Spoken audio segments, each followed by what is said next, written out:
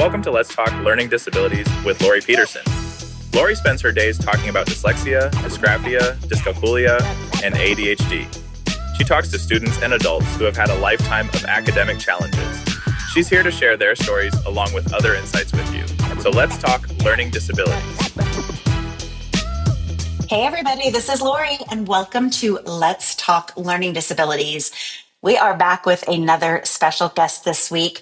Michele Evard is a homeschool expert. She is our person, and we're going to talk all things homeschool preparing for college, and all of that crazy, messy roadmap that can be very overwhelming to a lot of families. So, Michele, thank you for being here. Thank you so much for having me, Laurie. So, can you just start out by telling us a little bit about you and sort of how you ended up being the homeschool guru that you are? Well, the short version is I always loved to help people learn and went all the way through getting my doctorate working on learning with Seymour Papert, who designed Lego Logo, Lego Robotics, Lego Mindstorms, as some of your listeners may know. But the focus wasn't on the tech, it was on the kids. It was on the learning. How do you learn? How do you really take information and personalize it? Because, some people use the sponge metaphor. Oh, we're just filling the sponges, brain soaking things up.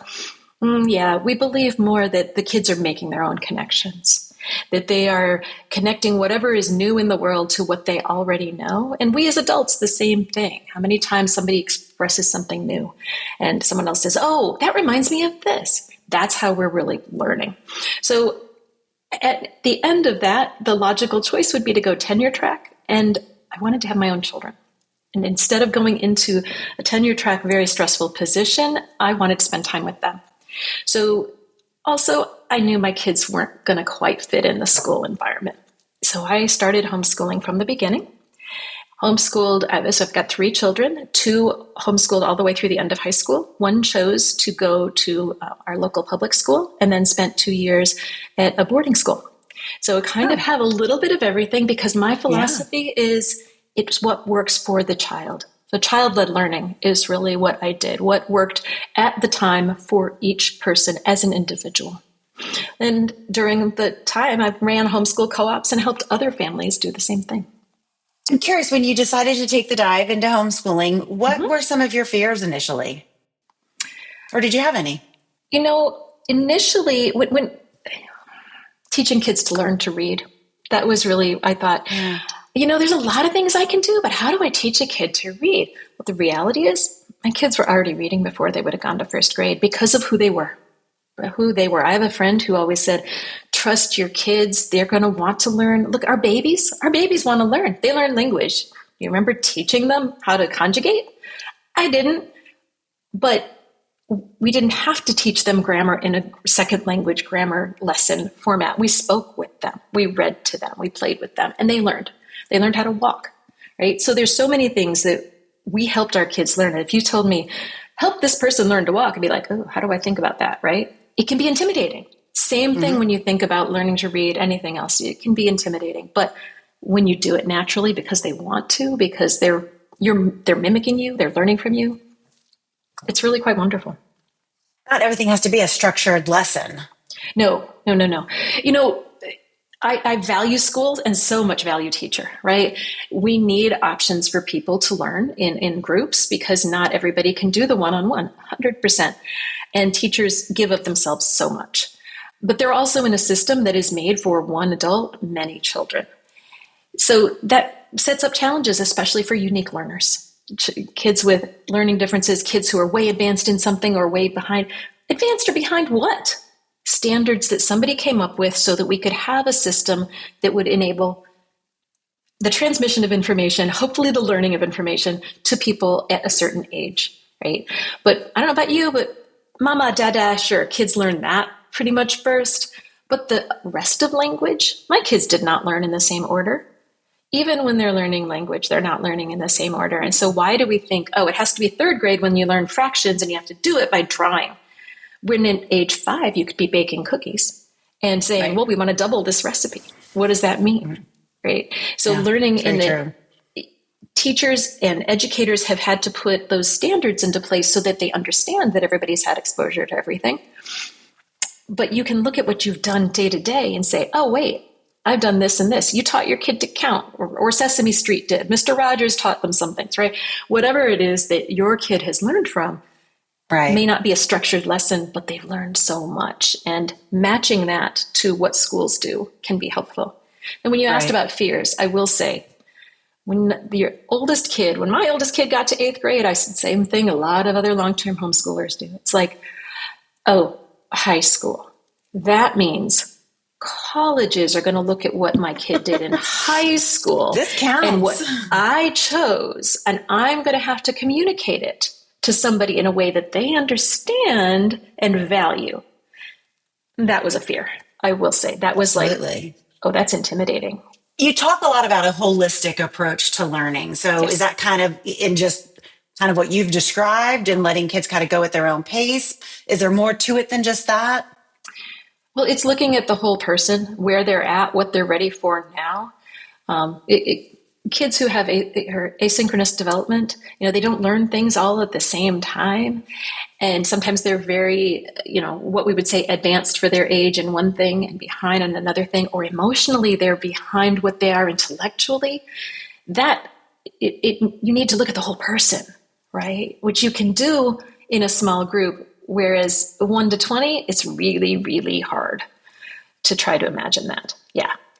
So holistic, thinking about the whole person and everything you do. One of my kids used to say, you'd be out at the library or be at the zoo or something, and somebody would say, oh, you're not in school today? And my son would say, well, we learn all the time. We're recognizing that you're learning all the time is just a joy. So I do want to talk a little bit about that transition from, middle school to high school, and how we do have a lot of parents that start to panic a little bit, not just only because of the college, the doom and gloom of, oh my gosh, I've got to get all this stuff prepared for college, but also because a lot of those courses, they are uncomfortable. They are outside what they feel like they're capable of teaching. Kind of like you had talked about, like, I got to teach somebody to read. Well, then I've got parents that are like, I can't teach chemistry, and do they really have to have all of these credits? So can you talk a little bit about how that could look differently for a homeschool family? Absolutely.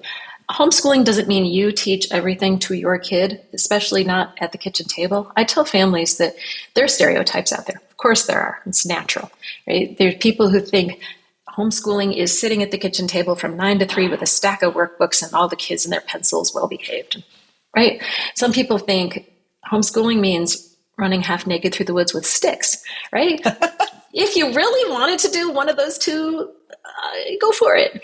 But the reality is there's so many options, especially now. And if you're talking about high school, there's options from I mentor your kid in something and you mentor mine in another, to kids teaching each other, to community college or college dual enrollment classes.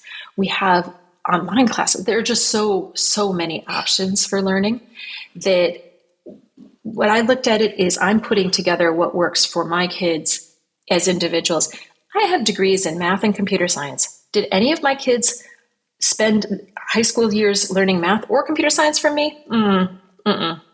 They chose different mentors, but that was good too, because I got to be mom. I liked seeing them have relationships with other people. I liked helping them connect to others and being able to be mom. Yeah. So then the question becomes, and I know you talk a lot about this, is how do you document if you decide to do that chemistry with a mentor? How do you prove to a college that your child has had this experience, has had this quote unquote credit or course, so that they have met all of their work, again, the requirements that are laid out by somebody else to graduate? Yes. So homeschooling is different in every state, right? It is legal in every state, but it's also how it's done, how the state laws it's complicated. It's different in every state. Some have actual laws and some have case law. It's all over the place. Most of the states do not have, these are your graduation requirements. They don't define those. So parents, it's even more than how do I prove that they've met the graduation requirements? It's how do I set graduation requirements in the first place? So I work backwards. It was, where do you want to go, right? And how do I get to where I want to go? And in this case, if we're saying college, it's like, well, what are they expecting to see on a high school transcript? They want to see those 4 years of math, 4 years of English. They want to see American history, world history. What do they want to see? And then how do we get those kinds of credits? A couple of kids I've worked with call them buckets. Okay, so the college knows there's a bunch of buckets, and how I fill them, it doesn't matter as long as they're full. That's right. Okay, you need to learn how to communicate, right? So in your English classes, if you go to your state's Department of Education or whatever they call it in your states, their website, you can find the state standards.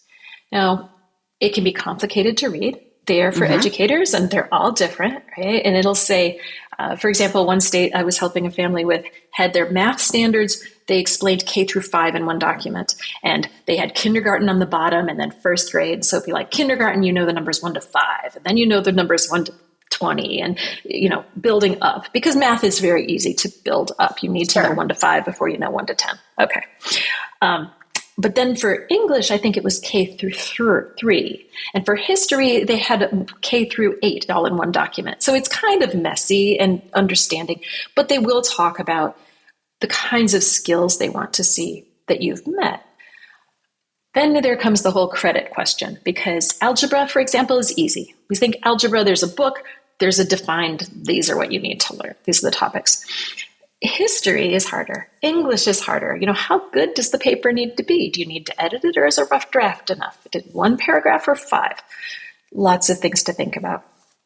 So I help families look at metrics that they can compare to and help them determine what would meet that credit requirement. In a school, it's seat time, right? You're spending a year in that class. One of my kids, my oldest, was horrified to say, when he was using an online math program, and it said, oh, you've completed 90%, so you can go on from algebra to geometry. And my kid was like, but I didn't do 10%. They had no concept that a textbook that is not all covered in a school year. But you and I both know the chances of a teacher getting through an entire textbook in a school year is just almost impossible, right? And they may choose to skip chapter 3, or they may condense chapter 5, or they may just never get to 7 through 9. And my kid was just like, are you kidding me? I want to do all the topics. Great. So we didn't count the number of hours. We counted material covered. And then there gets into how do you give a grade, and how do you decide if this is an honors class? So it is complicated. That's part of why Holly Ramsey and I wrote a book about how to design and document your homeschool. And so tell us a little bit about that book, because I think that is a huge, amazing resource. Sure. So there's a publisher called College Unmazed, and they wrote a workbook for students applying to college, because not all students have school counselors. Homeschoolers don't, for one thing, but some schools, there's 400 or 500 students per counselor. So helping them understand, what are they looking for in college? Do you have their career in mind? What would help them get there? But really looking at the individual student and looking at what's a good fit. Where's a college that they're going to thrive at? Where are they going to fit, right? So that's very much in my philosophy as well when I'm helping kids look for colleges. When Holly Ramsey is my co-author, she's also an independent educational consultant. She also homeschooled her children. And we were talking to the publisher, Amanda Stirk, and she's like, I would love a homeschool companion. So we said, great. And what she was thinking and what we were thinking at first is we were going to write the companion workbook, right? That it's going to be, this is what parents need to do. Parents need to write a transcript. They need to do course descriptions, because I say I did algebra. What did I have my kid do it with it online, with a tutor, with a mentor? Did they do it independently? You need to describe that. The college needs to understand. Sure. So you write out a course description for the courses. Then you also write what's called a school profile. So if your local high school will say, we have this many AP classes and we meet this many hours a day, all that. So you have to do some things like that. And then you get to write a counselor recommendation.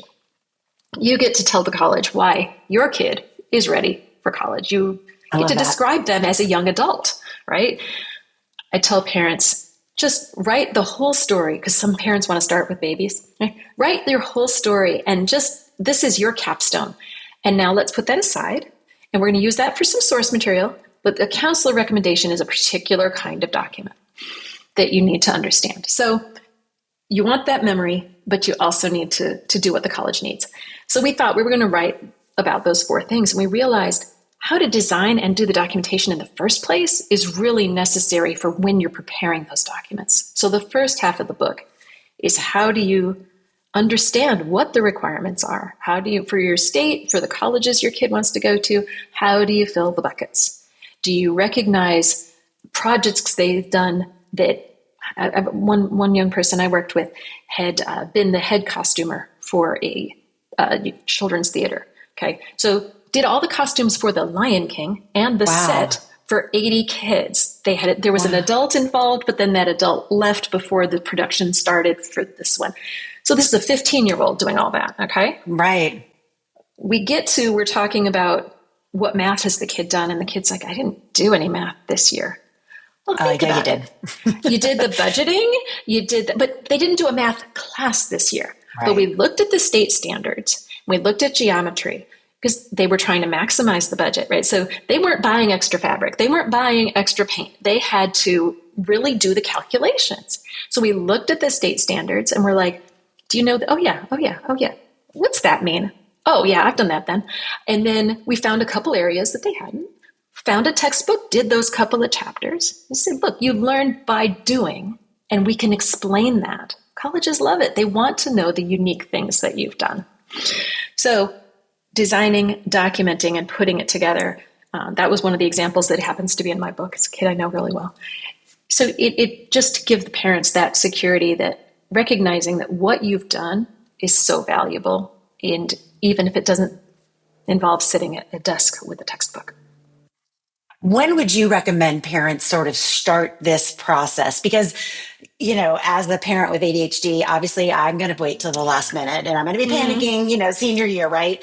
Yes, but ma'am. Ultimately, in the perfect world, is it like 8th grade that you start sort of putting all this together, or the minute you decide to homeschool?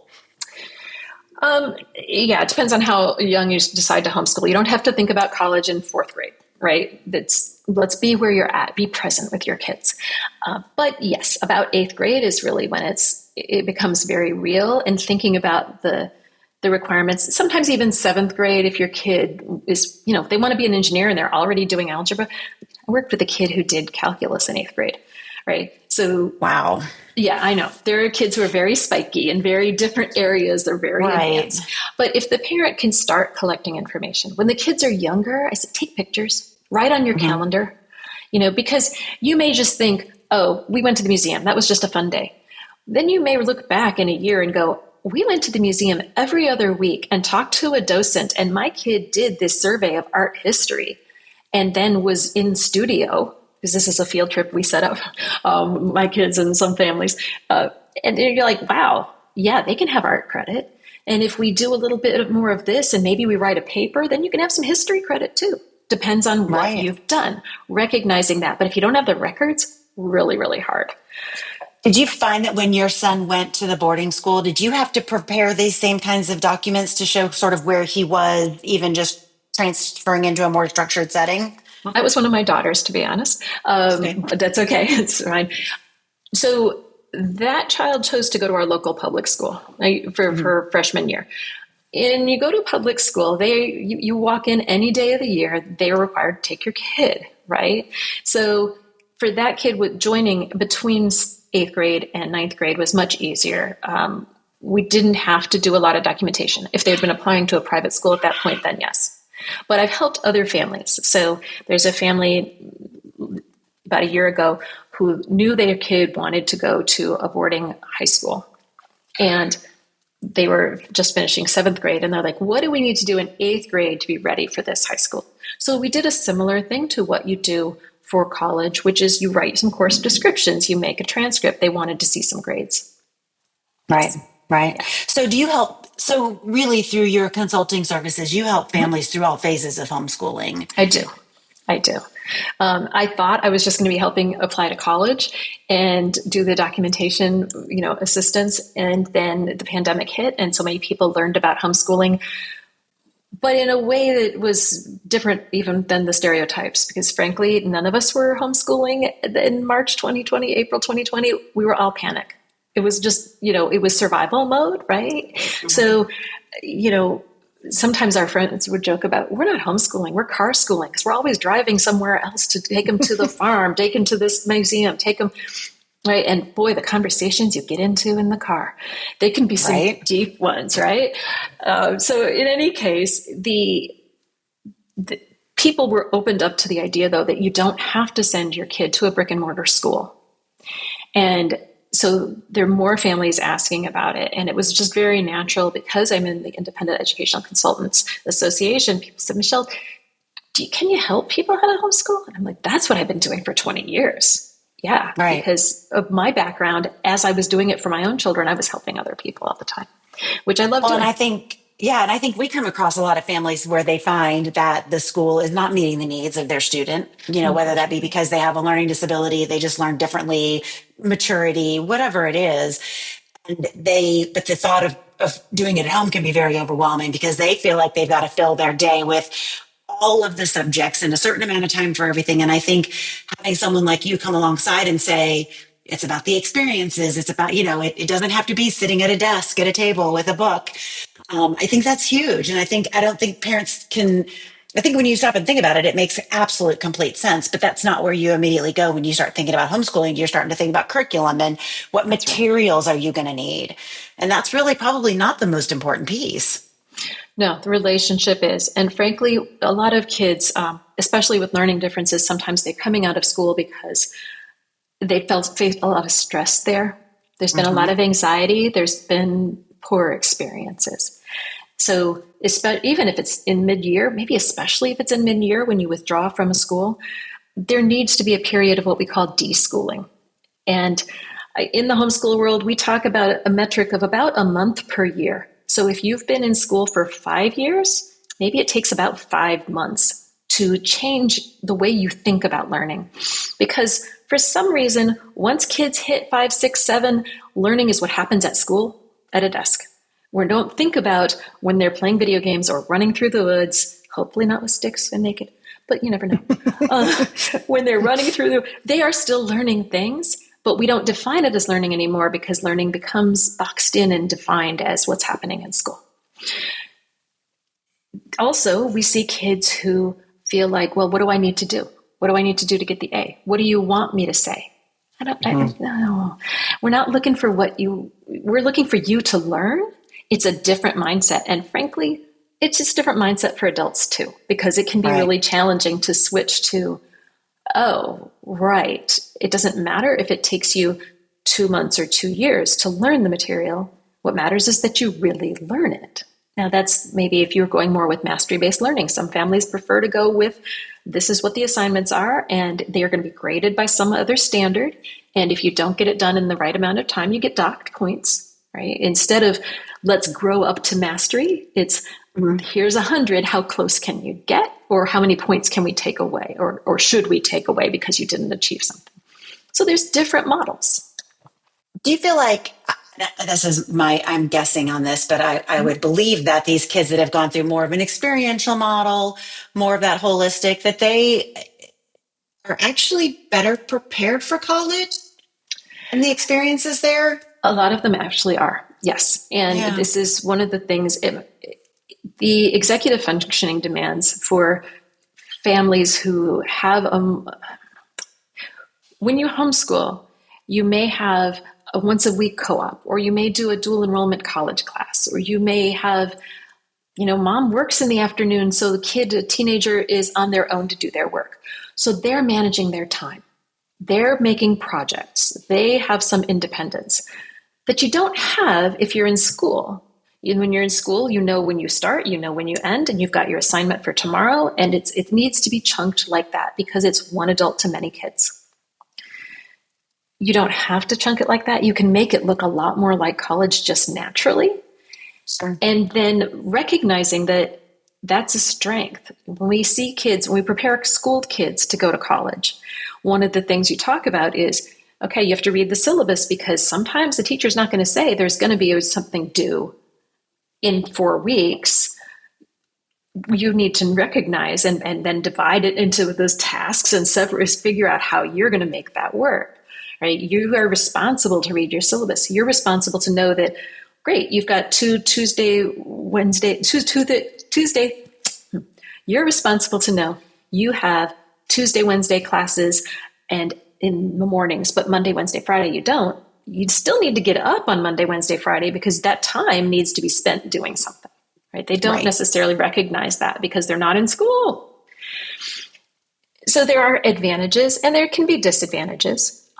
I help kids when they're first going, dual enrollment is common for a lot of the kids I work with. And if you're going to an in-person class and you are 15 years old and you've never been in a classroom before, kind of teach them some classroom etiquette. It doesn't take long, right? But you say, don't raise your hand in class and say, teacher, on the syllabus, you said this was going to be due today, but you're not asking for it. Come on, you don't challenge the teacher, you don't embarrass yourself and the other students. You kind of give them a little bit of, you don't just walk out of class to go to the bathroom. Fine if you're studying alone at home, not so great if you're in a lecture. And so there's a little, there's some social skills to learn. But I will say sometimes the stereotype is, homeschoolers are weird. They aren't socialized. What does socializing mean, right? If you mean, I know how to behave in a room with 20 other kids my exact age, born within 12 months of me, when there's one adult boss telling us what to do, if that's good in the old factory model. But homeschool kids who have been interacting with multiple adults, mentors, other kids, learning from other kids, teaching other kids of all ages, they have a different social experience. And I would argue it can be better. I would agree. What advice would you give somebody who's on the fence about homeschooling or is kind of scared to take that leap? You don't have to do it alone. Doing it, finding a local group, finding an online group, finding a consultant, other people are so valuable. You are not alone. No matter what challenges your kids have faced and you are facing, other people have too. So look for those resources and don't feel alone. You can do this. Is it right for your family? That's something you have to really decide. I've got on one of my blogs is 7 things I think people need to know before homeschooling. And you need to know the law. There's some practical things, but you also need to know you're going to be spending a lot of time with your kid. Some people, I had a friend who told me, I can't wait till my kids, go to preschool. Why aren't you sending your oldest to preschool? My oldest was 2 years and 4 months older than my twins. I wasn't looking forward to getting my oldest to preschool because then I'd have to take those 2 babies at the same time and make sure they get in the car and everybody is ready and we drive. And then I have to turn around and pick them up oh my word, I was not looking forward to that experience, right? So while we say, there's a lot of time at home with your kids, well, there also was not a lot of requirements to drive my kid at the right time of day. So there are things that can be challenging. Sometimes we see kids that thrive in school for the first couple of years, and then the academics change and the requirements change because the testing really kicks in 3rd grade and they feel more and more anxiety. And by the time they get home, they are overstimulated and they are grumpy and they are, so great. You think that's the kid I'm going to be dealing with if I homeschool, but I'm going to have the kid 24/7. Maybe not, because the stresses that were placed on your kid by the environment have now been relieved. Now, it takes some deschooling, like I said. It does take some time to realize we're doing things differently. But for me, it was a joy. Yeah, that's awesome. So you work with families across the United States, correct? Across the country? I do. I have a few international, but primarily in the United States. That's awesome. Yes. Yeah. And so if someone is interested in working with you or would like to get more information about you or get a copy of your book, where is the best place for them to find you? If you go to my website, evardconsulting.com, and will you put it in the show notes? I'll put it in the show notes. Yep. Thank you. So it's EVARD consulting.com. And there's a coupon code right there for getting the book from my publisher, Evard10. Right on the site, you'll be able to see it. There's some blog articles. I need to put more up. I spent a lot more time writing the book than the blogs, but And then there's a link right there to contact me or to sign up. Either just you say, what, I've got questions right away. I don't want to spend the time doing a meet and greet. I just want to pay for an hour and ask you anything. Go for that. And that's absolutely welcome. If you're like, well, I'm not sure what services I want to get to know you. I want to tell you if they want to tell me what their situation is and ask if I can be helpful, then I've got a free 20-minute just discovery call. Yeah, you can sign up for either one of those right on my website. Awesome. Well, thank you for taking time out of your day to be with us. We have not had this conversation, and I think it is incredibly valuable. And I think what you do is very valuable.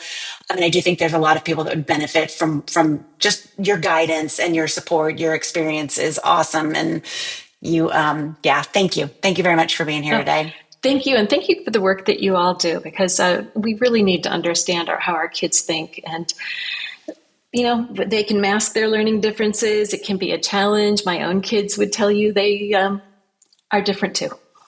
Yeah. Well, thank you. If listeners, if you have any questions, please feel free to reach out to Michele through her website. If you have any questions for me, let's talk learningdisabilities@gmail.com. Hope everyone has a great day, and we'll see you back here next time. Thanks, Michele. Thank you, Laurie.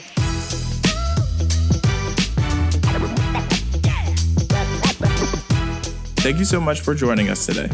In our show notes, you can find information about today's talk, as well as links to resources and other episodes. If you have questions about today's talk, have ideas for future episodes, or just want to stay connected, you can contact us through Diagnostic Learning Services on Facebook, Twitter, LinkedIn, and Instagram. So, let's keep talking learning disabilities. This podcast is sponsored by eDiagnostic Learning. You can find more information at www.ediagnosticlearning.com.